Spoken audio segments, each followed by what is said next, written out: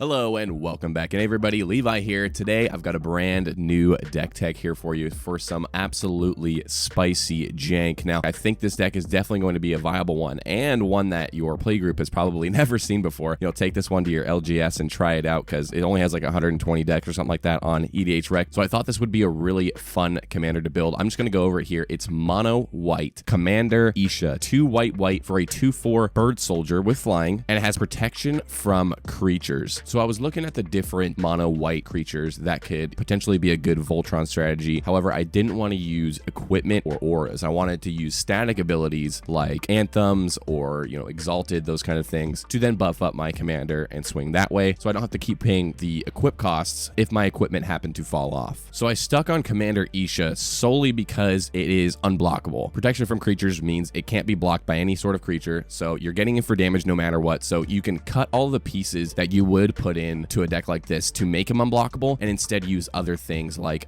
more protection spells or something like that to just really focus on having your commander not die. So like I said, there's no aura equipment in the deck for the most part. There's only a couple. I maybe have 1 or 2 auras in the deck and no equipment. That was like a deck building restriction that I imposed on myself. So I'm going to go over some of the things that are going to be buffing up our commander so we can get through to that 21 commander damage on any given target. So first up here, I've got Duelist Heritage, 2 and a white for an enchantment. Whenever one or more creatures attack, you may have target attacking creature gain double strike until end of turn. So if you've ever played with Duelist Heritage before, you know how much of a powerhouse it is, especially because it doesn't specify that you have to use it on one of your creatures. You could also use it on when your opponent is hitting one of your other opponents. You give that creature double strike after blocks have been declared, and then when they think they have the advantage, you just give it double strike, and then it ends up hurting your opponents in more ways than one usually. Also, you can use it on your commander, and then giving it double strike whenever you want is pretty fantastic. Next up here, I got Flowering of the White Tree, white for a legendary enchantment. Legendary creatures you control get +2/+1 and have ward 1. Also, it says non-legendary creatures you control get +1/+1. So this is one of the best anthems in the game. It's going to give our commander +2/+1, bringing it up to a 4/5 and have ward 1. So obviously ward 1 is not the best ward, but it's better than nothing. So if somebody goes to Swords to Plowshares on your commander or something, they're at least going to have to pay 2 mana instead of 1. So they have to keep up more mana to be able to deal with you if you end up swinging at them. Next up here, I got Mirror Entity, 2 and a white for a 1/1 shapeshifter with changeling, and it says pay X, and until end of turn, creatures you control have base power and toughness XX and gain all creature types. This is much more of a late game swing. Once you have a lot of mana built up and not a lot to do with it, you can dump it into your Mirror Entity, put in 7, 8, 9 mana into this and just have your commander do a ton of damage. Pair that up with your Duelist Heritage. That's double strike. That's pretty much going to be a one-shot on anybody that you can swing at. Seeing as how our commander is unblockable, so there's no way they can block it, you can definitely get through to that 21 commander damage with just Mirror Entity and maybe one other card. Got a little bit of an interesting one here. Rasad in Bashir, 2 and a white for a 0/3 human monk. Each creature you control assigns combat damage equal to its toughness rather than its power. Whenever Rasad in Bashir attacks, if you have the initiative, double the toughness of each creature you control until end of turn. Now, I pretty much only put this in for the first ability, seeing as how our commander already has a bigger toughness than power. With just this alone, our commander will be hitting for 4 damage, so that's pretty nice. But if you wanted to add some of the initiative stuff into the deck, you could do that as well to have the second ability of Rasad also trigger. I didn't do that. If you can find some initiative cards that actually benefit the strategy that we're doing here, I bet you it would be pretty helpful. Another amazing card here in the deck, Sublime Archangel, 2 white for a 4/3 angel with flying and exalted. And it says other creatures you control have exalted. We do have over 20 creatures in the deck. Also some token makers that I'm going to go into a little bit later. So having all of our creatures have exalted from this 4-drop. Also, I have some other small creatures in here that already have exalted. And if a creature has multiple instances of exalted, it triggers for each time. So if you give something double exalted, it will be 2 +1/+1s off of just that one creature alone. The last one I'm going to be talking about here for the buff category, Boon of the Spirit Realm, 3 white for an enchantment, has constellation. So whenever it or another enchantment enters the battlefield under your control, you put a blessing counter on Boon of the Spirit Realm. And it says creatures you control get +1/+1 for each blessing counter on Boon of the Spirit Realm. We have around 20 enchantments in the deck, and a lot of them are pretty low costed. So I think it's quite likely that we're going to have several enchantments out at any given point during this game. So on its face, it's a 5 mana +1/+1 because it counts itself. So that's not terrible. It's not great, but as long as we're playing other enchantments, the buff that we get from this is going to be worth the mana cost for sure. And of course, in any Voltron deck, you're going to have protection built in. I have a huge protection package in this deck. I'm just going to go over some of the more notable ones here. First up, Vexilus Praetor, 3 and a white for a 3/4 Custodes Warrior with flash and vigilance. It says commanders you control have protection from everything. So obviously our commander already has protection from creatures, so that doesn't really matter, but giving a protection from,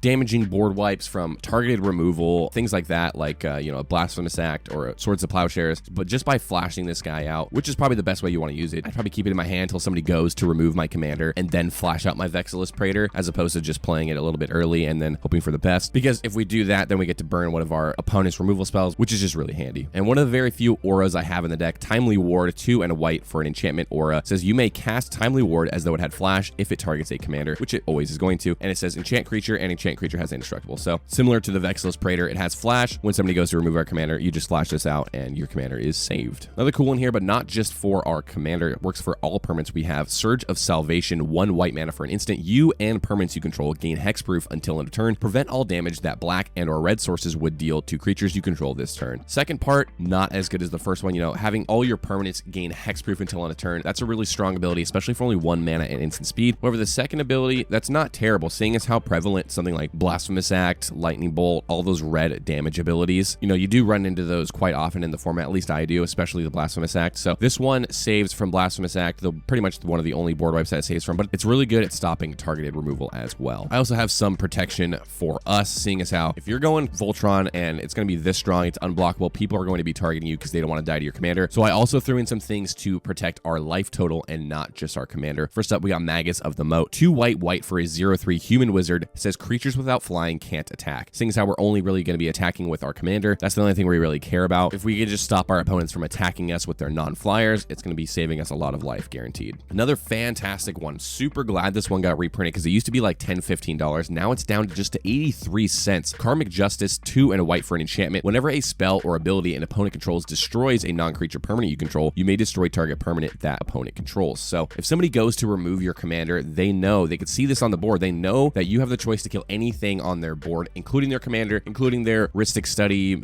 Smothering Tithe, anything like that. So I think they're definitely going to be thinking twice about killing your commander, unless it's literally going to kill them. Next up, some of the draw in the deck. First up, I'm going to be talking about a really cool card that just came out recently. I don't think a lot of people have this one on their radar yet because I think it's a pretty strong card. Ramus Ekor, Ancient Shield, 3 and a white for a legendary artifact, says whenever you cast your second spell each turn, draw a card and create a 0/3 white wall creature token with Defender. And at the beginning of combat on your turn, creatures you control with Defender gain Exalted until end of turn. There's so much happening with this card. First of all, cast your second spell, not too hard, a little bit later in the game. Obviously, it's 4 mana, so by the time you have this out, you have enough mana on the next turn, turn 5, to cast, a 1-drop and a 2-drop, or a 2-drop and a 3-drop. That gives you your card draw, and it gets you a creature with Defender. Not only does it give you just a token, like just ignore the Defender for a sec. Just cast your second spell per turn, draw a card, make a token. In so many decks, this is so good. You can put this in Aristocrats decks, so you can sacrifice that to get something else. If you are in a Pilfort strategy, this is really good because it's 0/3. It's a bigger toughness than a lot of the little tokens, so you can block with that. Also, really good, it's just a triple whammy in this deck because at the beginning of combat on your turn, it gains Exalted, which just pumps up our commander. So every time that we're getting those Defender tokens, it's going to be making our commander even bigger and drawing us cards and creating those tokens. It's just so cool. I like this card a lot. It's only $1, so I think if you check out your decks and see which one this fits in, there's probably a lot more decks that this fits into than you're currently thinking of. Think just an auto include in a deck where your commander is unblockable. Coveted Jewel, 6 mana for an artifact. When it ETBs, draw 3 cards and you can tap it to add 3 mana of any one color. Whenever one or more creatures an opponent controls attack you and aren't blocked, that player draws 3 cards and gains control of Coveted Jewel and untap it. So having this card out, drawing the cards, gaining the 3 mana, that's also really good. But if your opponents have it, you can just take it back super easy with your commander and draw 3 more cards and get more mana. So you are giving a little bit of advantage to your opponents, but you make a little deal. Someone is not doing as well,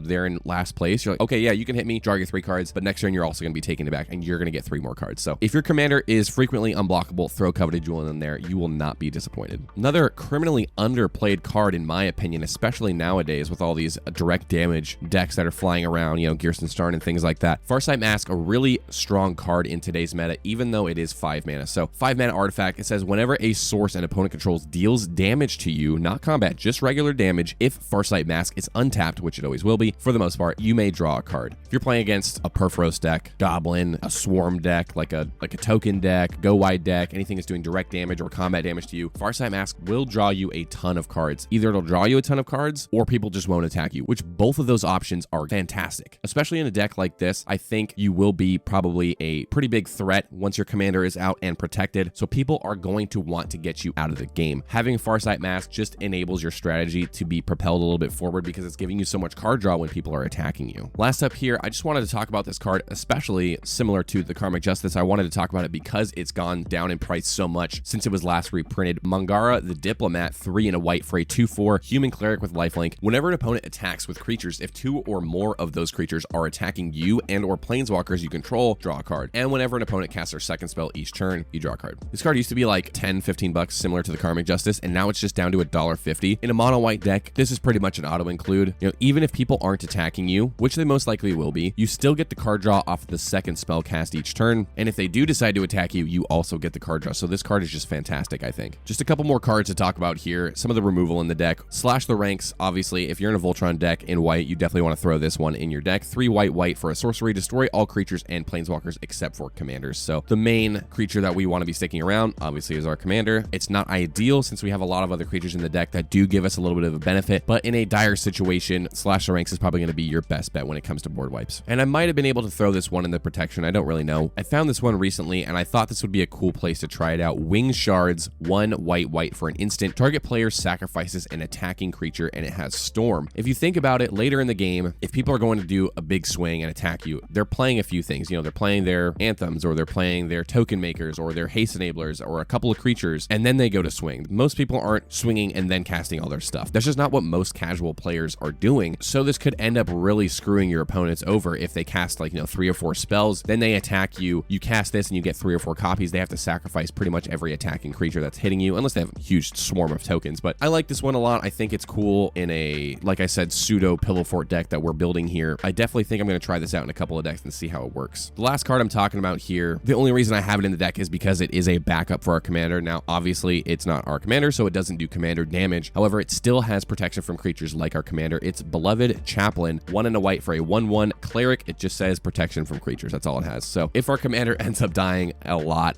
5 or 6 times or whatever, and our protection spells are not working for us, at least we have a backup with Beloved Chaplain, so we can, exalt him up with all of our exalted things, or buff him up with our Duelist Heritage or whatever it is. So that is my mono white Commander Isha deck. I love how this sounds. I've wanted a mono white deck for a long time. I had actually, funnily enough, a similar deck with Zank from the D&D Secret Lair. He also did an exalted theme. However, it was a little too control-y for my taste. I built it with a lot of the auras that lock down your opponent's creatures and don't let them attack or untap or things like that, which I thought was a little too annoying to play against. So I took that one apart, and this could be a pretty good substitute for that, where it's a nice little middle ground. It is beatable, but I have a feeling this one's going to be really strong. So if you wanted to check out the full deck list that I have put together, I have the Architect link down in the description. If you have any cool suggestions for this deck that I could throw into it, because I might actually build this one in paper, I'm probably going to, in fact, go ahead and leave them down in the comments below. Or if you guys have any suggestions for future deck techs that you'd like to see me do, also go ahead and throw that in the comments below. But that is all I've got for today, guys. Thank you so much for watching. I'll see you next time. All right, take care.